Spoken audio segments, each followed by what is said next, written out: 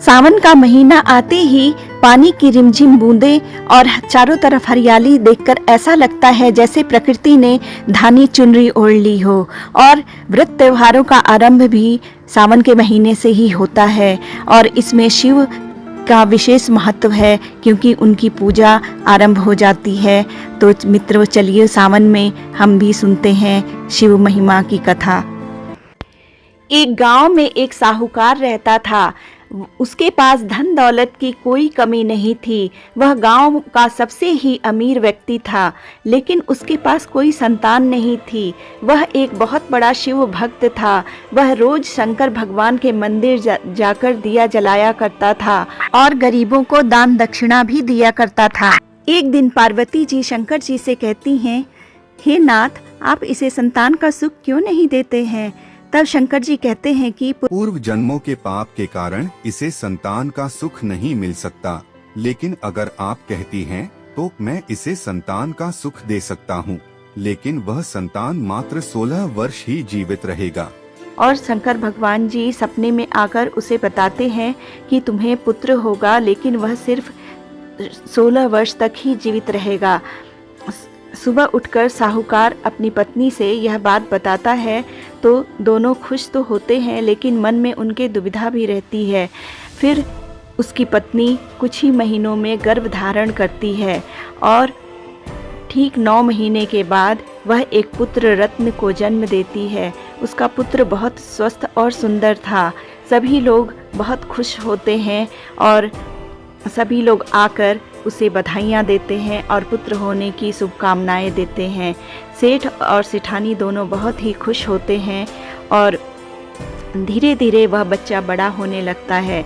जब वह 11 साल का होता है तो साहूकार उसे उसके मामा के साथ विद्याध्ययन के लिए काशी भेज देता है और उसे वह प्रचुर मात्रा में धन देता है कि रास्ते में पूजा पाठ यज्ञ करते जाना। वे दोनों अपनी यात्रा आरंभ करते हैं और चूँकि यात्रा लंबी थी इसलिए वह रात्रि में अलग अलग जगह पर विश्राम करते हुए जाते हैं। तभी उन्हें एक राजा का महल दिखाई देता है। रात होने वाली थी। वह दोनों एक धर्मशाला में जाकर रुक जाते हैं और वह जिस धर्मशाला में रुकते हैं वहाँ पर एक बारात भी रुकी हुई थी। वह उस राजा की बेटी का ही बारात था और वह राजा अपने बेटे के साथ रुका हुआ था। उसका बेटा एक आंख से काना था। वह उस साहूकार के बेटे को देखता है तो उसके मन में ख्याल आता है, ये लड़का तो बहुत खूबसूरत है और इसकी उम्र भी मेरे बेटे जितना है। मेरा बेटा तो काना है। अगर राजा को ये बात पता चल गया तो वह विवाह के लिए मना ही कर देगा। ऐसा करता हूँ, किसी तरह इसे मना कर इसे ही दूल्हा बना देता हूँ और विदाई के समय इसे कुछ पैसे देकर इसे दफा कर दूंगा। और यह सोचते हुए वह उससे बात करता है। पहले तो वह राजी नहीं होता है, लेकिन फिर उसके जिद करने पर वह राजी हो जाता है। साहूकार का बेटा दूल्हा बनकर शादी कर लेता है और फिर जब उन दोनों का विवाह हो जाता है तो वह राजकुमारी की चुनरी पर लिख देता है कि मेरा विवाह तुम्हारे साथ हुआ है। मैं काशी जा रहा हूँ पढ़ाई करने और जो दूल्हा बनकर तुम्हें विदाई करके ले जाएगा वह एक आंख से काना है।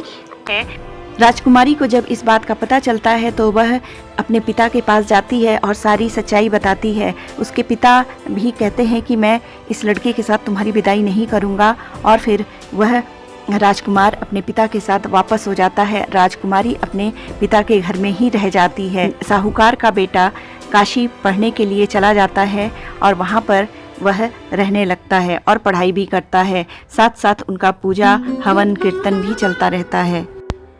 इधर वह साहूकार अपने बेटे के लिए बहुत ही चिंतित रहता था। उसे लगता था कहीं किसी दिन कोई अशुभ सूचना न मिले और वह भगवान शिव की वैसे ही आराधना किया करता था। सोमवार का व्रत करता था और विधिवत पूजा करता था। और इधर काशी में मामा भांजा दोनों भगवान की आराधना करते अध्ययन अध्यापन करते रहते थे। इस तरह 16 वर्ष का जब वह हो गया तो एक दिन वह पूजा कर रहा था और उसके मामा भी पूजा कर रहे थे।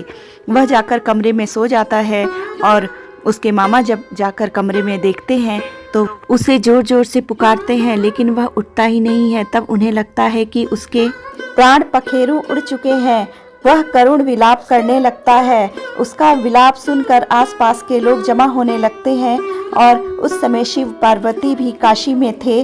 उसका करुण क्रंदन सुन के पार्वती जी शिव से कहती हैं कि यह कौन है जो इस तरह से विलाप कर रहा है।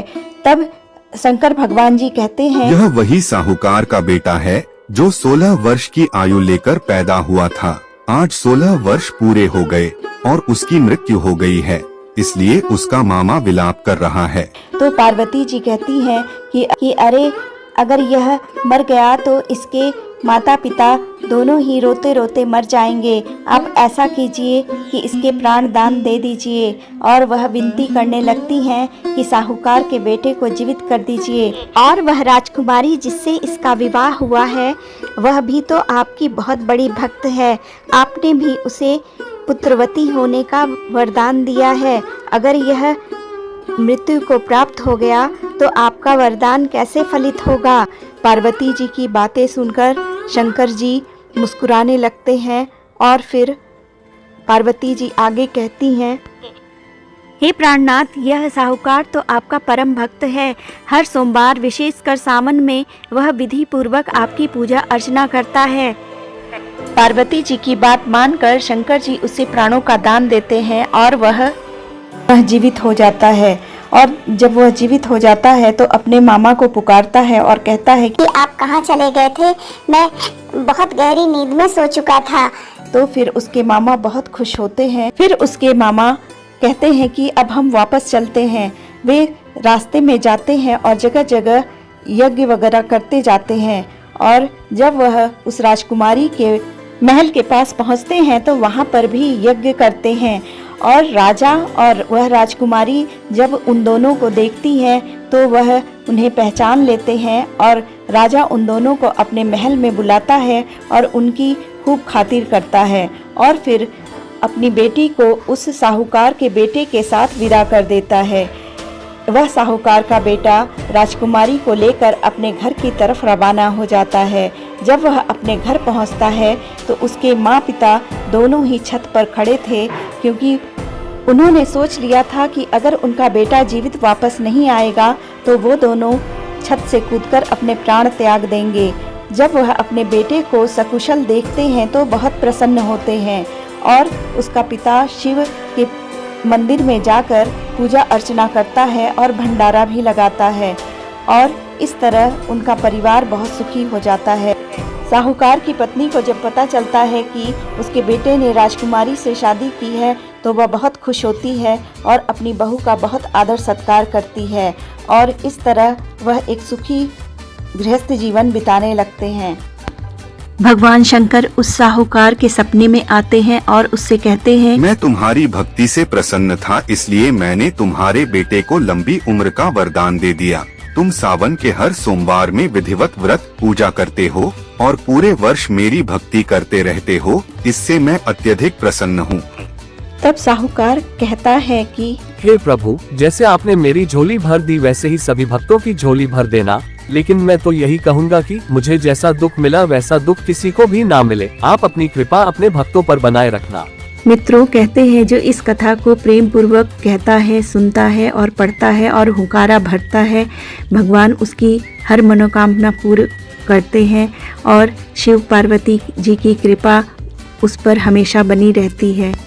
उसके जीवन से रोग दुख दारिद्र्य हमेशा के लिए दूर हो जाता है और उसका जीवन सुखपूर्वक बीतने लगता है। तो मित्रों, प्रेम से बोलो शिव पार्वती जी की जय, महादेव की जय। हर हर महादेव, हर हर महादेव।